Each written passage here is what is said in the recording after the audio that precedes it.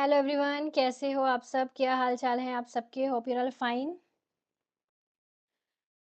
Okay, so आज की video में बेसिकली हम जो आपका 3 जनवरी को यूजीसी नेट इकोनॉमिक्स का एग्जाम हुआ था उसका एनालिसिस करने वाले हैं। कुछ क्वेश्चंस जो मेरे पास लर्नर्स के द्वारा आए हैं उनको हम सॉल्व करेंगे। ठीक है, इससे पहले भी इस पर एक सेशन हुआ था, बस उसमें बेसिक कंसेप्ट्स बताए गए थे कि इन कंसेप्ट से क्वेश्चंस आपको पूछे गए। बस उसके बाद काफ़ी लर्नर्स की डिमांड है कि मैम एग्जैक्ट क्वेश्चंस अगर आपको मिले हैं मेमोरी बेस्ड तो वो थोड़ा एनालिसिस करवा दीजिए, क्योंकि अभी तक तो 20 तक एग्जाम चलेंगे, उसके बाद आंसर की रिजल्ट आने में मतलब फेब का स्टार्टिंग भी हो सकता है ना।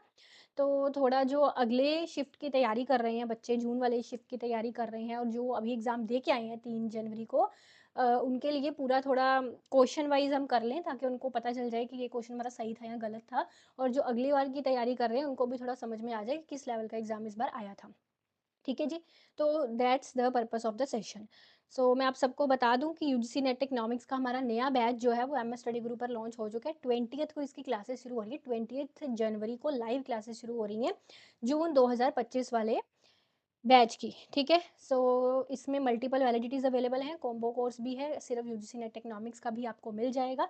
यहाँ से आप डायरेक्टली ऐप स्कैन कर सकते हैं और डाउनलोड करके एनरोल कर सकते हैं। ठीक है जी।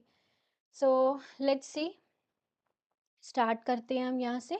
तो जैसे ये क्वेश्चन था, which of the following Indian ministries is responsible for the publication of the latitudinal report on the informal sector in India. तो हमको बता दो जो इनफॉर्मल सेक्टर इन इंडिया से एम्प्लॉयमेंट, अनएम्प्लॉयमेंट, इनफॉर्मल सेक्टर, इन चीज़ों पे रिपोर्ट जो है वो MOSP है, इनके ministry of statistics and programme implementation, इसकी आती है।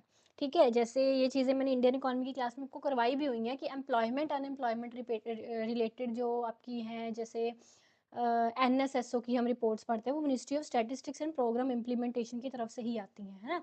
फिर CSO का तो हो गया आपका नेशनल इनकम के पैरामीटर्स, जीडीपी वगैरह का, वो सेंट्रल स्टैटिस्टिकल ऑर्गेनाइजेशन रहेगा। और आरबीआई में जो है, आरबीआई की हमने 2 रिपोर्ट्स पढ़ी हुई हैं अपने इंडियन इकोनॉमी वाले सेशंस में, जिसमें ट्रेड रिलेटेड डाटा आरबीआई देता है ना। फिर मॉनिटरी एग्रीगेट्स रिलेटेड डाटा या सेंसस का डाटा भी कुछ इंक्लूडेड होता है आरबीआई की रिपोर्ट्स में। ठीक है, तो इसका सही आंसर बेसिकली इनफॉर्मल सेक्टर का MOSPI आएगा। ठीक है, then arrange the following in chronological order. अब इन स्कीम्स को क्रोनोलॉजिकल ऑर्डर में हमको लगाना था। तो यहाँ पे देखिए, जैसे स्वच्छ भारत अभियान आपका गवर्नमेंट स्कीम्स वाली क्लास में हमने ये स्कीम्स बेसिकली सभी पढ़ी। जैसे मैंने हमेशा आपको बताया कि कभी भी ज़्यादा लेटेस्ट स्कीम्स से क्वेश्चन नहीं आते, थोड़ी पुरानी स्कीम्स, ऐसी स्कीम्स जो थोड़ी पुरानी है बट थोड़ी पॉपुलर हुई हुई हैं, है ना, उन स्कीम से क्वेश्चन पूछे जाते हैं। इसी चीज़ को मद्देनजर रखते हुए हम करते भी इसी तरह से हैं, पढ़ते भी इसी तरह से हैं कि स्कीम्स नई नई बिल्कुल हमको करनी, थोड़ी पुरानी करनी है बट उस टाइम की फेमस स्कीम्स करनी है ना। स्वच्छ भारत मिशन 2014 को आया था, अटल पेंशन योजना 2015, पीएम उज्ज्वला योजना 2016, जल जीवन मिशन 2019। ठीक है, तो ये इसका करेक्ट क्रोनोलॉजिकल ऑर्डर जो था। ठीक है जी, आगे देखिए, कॉम्प्रीहेंशन आया था ह्यूमन कैपेबिलिटीज़ पर। जैसे मेरे पास पूरा क्वेश्चन पेपर आएगा, पूरा ये आपको वो कॉम्प्रीहेंशन पैसेज जो है सॉल्व करवा दूंगी मैं। फिर आपको एक क्वेश्चन आया था, स्किटोवस्की का डबल क्रिटेरिया जो है वो क्या कंसीडर करता है। स्किटोवस्की का डबल क्रिटेरिया माइक्रो इकोनॉमिक्स के वेलफेयर इकोनॉमिक्स वाले पार्ट में हम पढ़ते हैं। और ये आपका जो कैल्डर हिक्स का क्रिटेरिया है और उसका रिवर्सल टेस्ट है ना, वो उसके बारे में उसको कंसीडर करता है। तो इसका ये सही आंसर आना था, Kaldor Hicks criteria and its reversal test.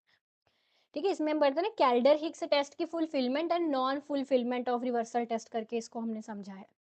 Then macro economic school of thought से कुछ क्वेश्चन था जिसका क्रोनोलॉजिकल ऑर्डर पूछा गया था। तो मैं आपको एक बार दिखा देती हूँ ये भी। जैसे बेसिकली ये क्रोनोलॉजिकल ऑर्डर रहता है क्लासिकल। अब मुझे नहीं पता कि वो क्लासिकल से था क्रोनोलॉजिकल ऑर्डर या उससे पहले भी अगर हम चले जाए तो मर्सेंटलिज्म, फिजियोक्रेट्स वो भी आते हैं। क्लासिकल से अगर हम ये ऑर्डर शुरू करें तो क्लासिकल, मार्क्सियन, केन्स, मोनिटरिज्म, फिर न्यू क्लासिकल, न्यू केन्जियन, फिर पोस्ट केन्जियन, इस तरह से क्रोनोलॉजिकल जिस ऑर्डर में मैंने आपको पढ़ाया बेसिकली वही ऑर्डर इसका।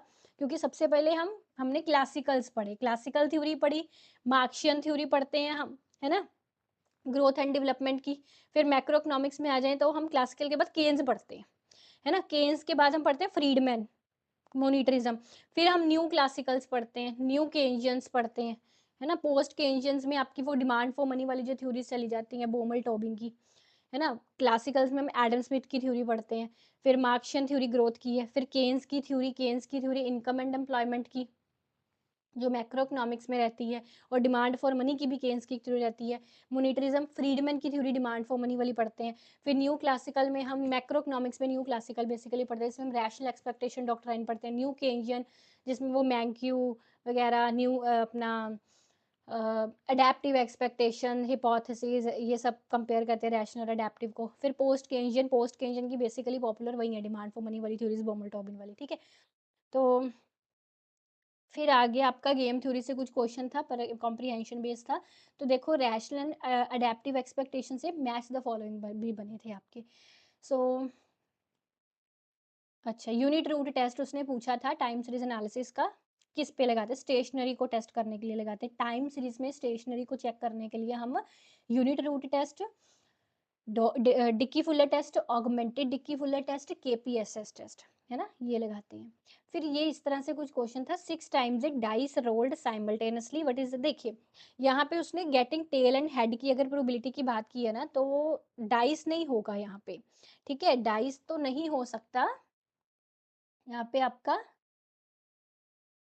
कोइन होगा, है ना, it should be coin. 6 times coin को टॉस किया गया है ना, तो उसका ऐसा पूछा। अपने मुझे यहाँ पे ये नहीं पता कि एग्जैक्ट उसने कितने टेल और कितने हेड पूछे, मैं आपको ये कंसेप्ट समझा देती हूँ, ठीक है।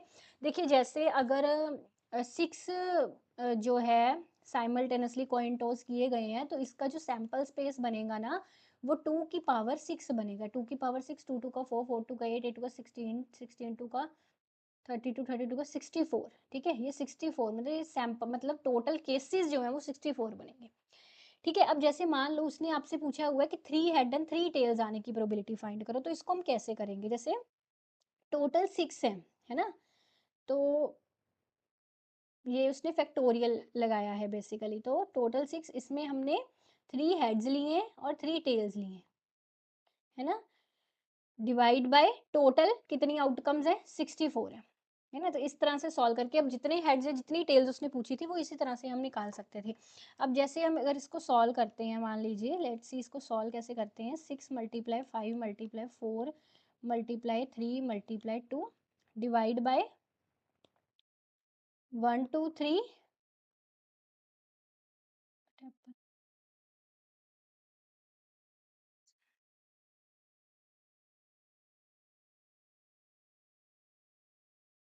रूट, ओके, 1 2 3 मल्टीप्लाई 1 2 3 इस तरह से जाएगा, ठीक है। तो ये 3 2 तो 3 2 कट जाएंगे, 2 2 का 4 आ जाएगा, 3 2 का 6 आ जाएगा, 5 2 का 10, 10 2 का ये 20 आ जाएगा, 20/64, ये आपका आंसर इस तरह से जाएगा। समझ के बात को। अब जितने भी उसने पूछे थे मैंने आपको बेसिकली कंसेप्ट समझा दिया, बिकॉज अगली बार के लिए जो प्रिपेयर कर रहे हैं उनके लिए ये कंसेप्ट समझने ज़रूरी है।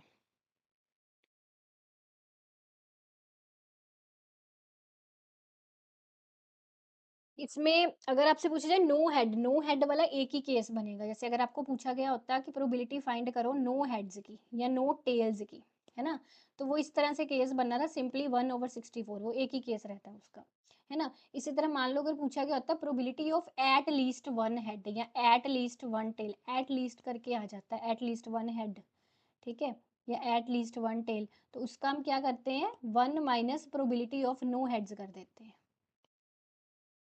ठीक है। मतलब 1 एट लीस्ट का हो गया एक या एक से ज्यादा, है ना, तो 1 minus probability of no heads हो जाएगा, इस तरह से ये रहता है, ठीक है।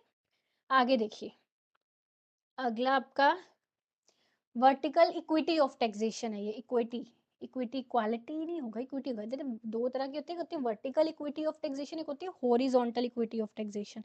दोनों हमने अपने प्रीवियस ईयर वाली क्लासेस में, note in public economics concept class I know, but ये प्रीवियस ईयर वाली क्लासेस में आपको कंसेप्ट समझाया गया है वर्टिकल इक्विटी हॉरिजॉन्टल, बिकॉज ये नई चीज़ नहीं है, आगे भी काफ़ी बार इससे क्वेश्चंस आपको 2019-20 के नियर बाय पूछा गया है। पब्लिक इकोनॉमिक्स का ये कंसेप्ट है। हाँ, हॉरिजॉन्टल बेसिकली में हम पढ़ते हैं कि जो लोग मतलब सिमिलर जिनकी इनकम है, सिमिलर जिनकी वेल्थ है, उनको सिमिलर टैक्स किया लग रहा है उन पर, है ना। That means similar income and assets should pay the same amount in taxes, इस तरह से हम करते हैं। और जो वर्टिकल टैक्सेस है इस तरह से, that higher income should pay more taxes, lower income should pay low taxes, उसमें ये चीज़ आ जाती है। हॉरिज़ॉन्टल में आ जाता है, बेसिकली हॉरिज़ॉन्टल में सिमिलर इनकम एंड एसेट्स, मतलब जिन लोगों के पास सिमिलर इनकम्स है, जिनके एसेट्स सिमिलर है, मिलते-जुलते, that should pay same amount in taxes, है ना? और वर्टिकल इक्विटी में आ जाता है कि हायर इनकम वाले हाई टैक्स पे करेंगे और लोअर इनकम वाले लो टैक्स पे करेंगे। दैट मीन्स वर्टिकल बेसिकली आपका टैक्स है एबिलिटी टू पे थ्योरी जो हम पढ़ते हैं ना, एबिलिटी टू पे थ्योरी, जिसमें हम एबिलिटी टू पे थ्योरी की एग्जांपल कौन सी लेते हैं, आपका इनकम टैक्स जो है ना, डायरेक्ट टैक्स एबिलिटी टू पे की, जितनी जिसकी एबिलिटी है पे करने की उतना वो पे करेगा। आप हॉरिजॉन्टल को बोल सकते हैं इक्वल ट्रीटमेंट ऑफ इक्वल्स, मतलब जो इक्वल्स हैं उनको इक्वल ट्रीटमेंट दी जाए, वो हॉरिजॉन्टल टैक्सेशन में आ गया। और वर्टिकल टैक्सेशन में आ गया एबिलिटी टू पे का। ठीक है, आगे आ जाओ। Big push theory considers development as a process of, देखो इनमें से अगर मैं सिलेक्ट करना हो मुझे, तो big push theory pooled migration सा इससे लेना नहीं है, स्ट्रक्चरल ट्रांसफॉर्मेशन इससे आ सकता है बिग पुश थ्योरी में। ठीक है, बिग पुश थ्योरी में रोसेंटन रोडान ने जो दी है, जिसमें बैलेंस्ड ग्रोथ की ही बेसिकली बात करते हैं कि इतना इन्वेस्टमेंट चाहिए कंट्री को विशियस सर्कल ऑफ पॉवर्टी से बाहर निकालने के लिए, है ना? तो वो जो विशियस सर्कल ऑफ पॉवर्टी से कंट्री बाहर आ रहा है, वो एक तरह से कंट्री के स्ट्रक्चर में ट्रांसफॉर्मेशन हो रहा है, स्ट्रक्चरल ट्रांसफॉर्मेशन की प्रोसेस इसमें आएगा। देन डेमोग्राफिक डिविडेंड का मेन कंपोनेंट पूछा गया। देखिए अगर मैं इनमें से बताऊं, आई don't know the exact question, but demographic dividend वैसे रिलेट करता है एज स्ट्रक्चर ऑफ पॉपुलेशन से। किससे रिलेट करता है? एज स्ट्रक्चर ऑफ पॉपुलेशन से। अब वो ऑप्शन में नहीं था या क्या था, I don't know. Then which of the following trade models has concepts of economies of scale and monopolistic competition. देखिए हैरेड डॉमर मॉडल में, Heckscher Ohlin model sorry, Heckscher Ohlin model में तो हमने ऐसा कुछ भी इकोनॉमीज ऑफ स्केल या मोनोपोलिस्टिक कंपटीशन जैसा नहीं पढ़ा, है ना? इसका आंसर जिसने भी बच्चे ने दिया इंटर इंडस्ट्री ट्रेड, बिल्कुल सही है। इंटर इंडस्ट्री ट्रेड हम इंटरनेशनल इकोनॉमिक्स की क्लासेस में, जो लेटेस्ट बैच है हमारा, उसमें पढ़ भी चुके हैं ये। तो ये देखिए मैं आपको दिखा देती हूँ। Inter industry trade refers to exchange of similar goods within the same industry, मतलब same industry, intra industry same industry में ट्रेड होना, इंट्रा इंडस्ट्री सेम इंडस्ट्री में ट्रेड होना, इंट्रा सेम इंडस्ट्री में ट्रेड।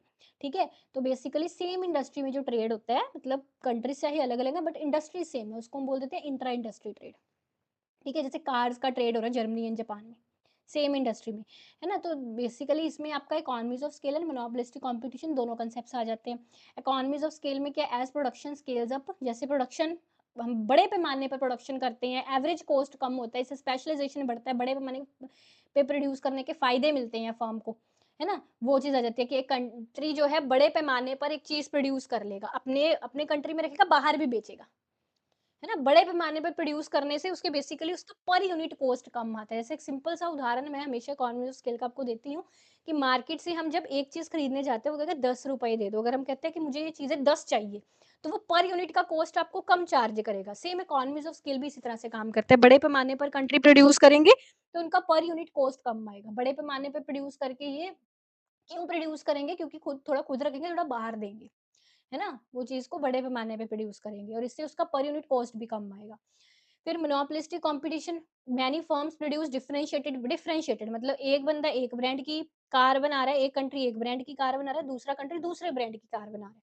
मोनोपोलिस्टिक कॉम्पिटिशन क्या होता है? मेरे पास एक पेन सेलो का है, एक पेन अपना वंडर जेल का है ना? That is a monopolistic competition. So मोनोप इसमें क्या है कि डिफरेंशिएटेड प्रोडक्ट्स प्रोड्यूस किए जा रहे हैं, लीडिंग टू ट्रेड। तो वैरायटी के बेस पे ट्रेड हो रहा है कि उसके पास ये कार है, गाड़ी है और इस कंट्री के पास ये गाड़ी, ठीक है? देन आगे आ जाता है आपका लाइफ टेबल के कंपोनेंट से क्वेश्चन आया था, प्रिडिक्टेबल टॉपिक था, पता था इससे आना है। फिर ये एस्टैब्लिशमेंट ईयर, हर बार मुझे नहीं लगता जब से मैंने यूजीसी नेट इकोनॉमिक्स की तैयारी करवानी शुरू की है ना, कभी भी नहीं हुआ कि इस टॉपिक से आपको क्वेश्चन ना आया हो और बहुत रटवाया है मैंने फ्री वाले लर्नर को, पेड वाले लर्नर को, चाहे मेरी बुक में ये चीज़ें दी गई हैं, है ना? तो ये हर बार क्वेश्चन पूछा जाता है, बेसिकली मेरे कहने का मतलब this is very, very important और हर बार पूछा जाता है। जो भी मेरे लर्नर्स हैं उनको पता है कि हर बार आपको ये करवाई जाती है चीज़ और हर बार इससे क्वेश्चंस भी पूछा जाता है। एस्टैब्लिशमेंट ईयर्स जो आपके रहते हैं। जब आप बुक के मेरी लास्ट पेज पर जाओगे, यहाँ पर ये सारे दिए हुए हैं, तो सिर्फ़ 2-3 है, उसमें सारे दिए हुए हैं, वेरियस एक्ट्स एंड डेट्स करके भी दिए हुए हैं। सेब्बी, आईडीबीआई की डेट 248 पेज नंबर पे है, SIDBI, IFCI, Exim, UTI, LIC, है ना? सबकी डेट्स इसमें दी हुई हैं, ठीक है?